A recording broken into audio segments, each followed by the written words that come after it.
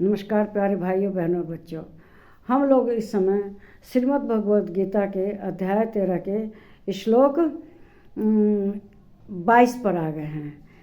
तो श्री कृष्ण भगवान इस प्रकृति के बारे में बताते हैं। अभी तो उन्होंने त्रिगुणों की जो आदमी की व्यवस्था है उसके बारे में बताया। त्रिगुण कौन से होते हैं? रजोगुण, तमोगुण, सतोगुण। तो अब वे इस श्लोक में श्रीमद् भगवत गीता के अध्याय 13 के श्लोक 22 में क्या कह रहे हैं अब ये देखिए। कहते हैं उपदृष्टानुमंता च भर्ता भोक्ता महेश्वर परमात्मेति चाप्युक्तो देहेस्मिन् पुरुष पर। श्री कृष्ण भगवान कहते हैं कि इस देह में स्थित यह आत्मा वास्तव में परमात्मा ही है। ये पहले भी हम कई श्लोक में बता चुके हैं। क्यों? परम जोड़ आत्मा तो कहाँ से आई है? ये आत्मा परमात्मा से ही ना आई है। तो यह साक्षी होने से उपदृष्टा और यथार्थ सम्मति देने वाले होने से अनुमंता, सबका धारण पोषण करने वाले होने से भर्ता, जीव में भोक्ता, ब्रह्म आदि का भी स्वामी होने से महेश्वर और शुद्ध सच्चिदानंद गुण होने से परमात्मा, ऐसा कहा गया है। देखिए, मनुष्य का जन्म कौन देता है? इस सृष्टि की रचना कौन करता है? ब्रह्मा। फिर हम लोगों का पालन कौन करता है? विष्णु भगवान भरण पोषण करते हैं। और हम लोगों का जो कहना रुद्र रूप इस पृथ्वी का संहार करते हैं। और ये तीनों के मिलाकर कौन है? सच्चिदानंद घन वे हो जाते हैं। भाई कहा गया ईश्वर एक है, लेकिन ईश्वर एक है लेकिन उनकी आत्मा सबके भी अंदर अंदर है।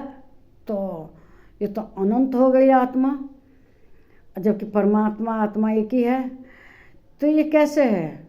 ये ऐसे ही है जैसे हम 5-6 कटोरी में पानी रखते हैं और आकाश एक है।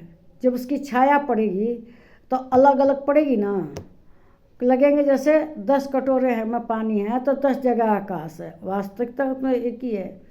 इस तरह भगवान है, उनकी आत्मा हर जीव में हमें अलग अलग दिखाई पड़ती है, लेकिन वास्तव में तो वह एक ही है ना, परमात्मा। और सब में है। कहा गया है कि चर अचर हर जगह परमात्मा है। तो परमात्मा के इस तरह से अनंत रूप हो गए। तो हो कैसे गए?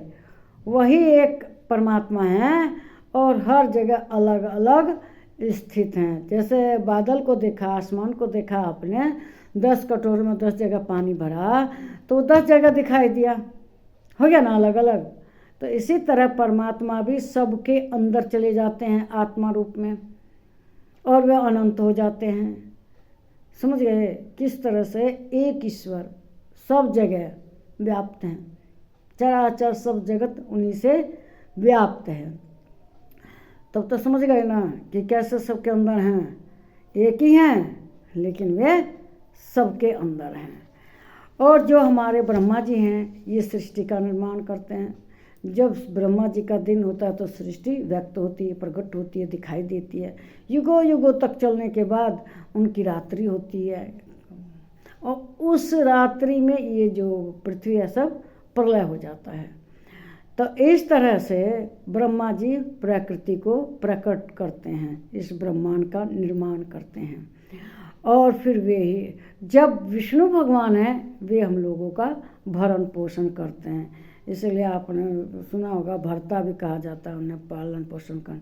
रुद्र रूप उनका तांडव होता है। तो वह कहते हैं इस पृथ्वी का बिग बैंग स्टोरी जो है, जब विष्णु ने तांडव किया इस ब्रह्मांड में तो ये अलग अलग ग्रह नक्षत्र सब बन के आए। तो इस तरह से वे इस पृथ्वी के संहारक हैं।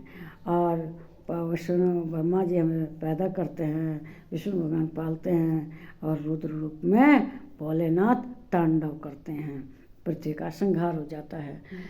तो इसी तरह से जो यथार्थ साक्षी दिखाई देता है वह यही है, यथार्थ यही है कि भगवान एक हैं और ये जीव में अलग अलग जीवात्मा में रहते हैं। इस वीडियो को लाइक कीजिए, शेयर कीजिए, इस पर कमेंट कीजिए, मेरे चैनल को सब्सक्राइब कीजिए। नमस्कार भाइयों बहनों बच्चों।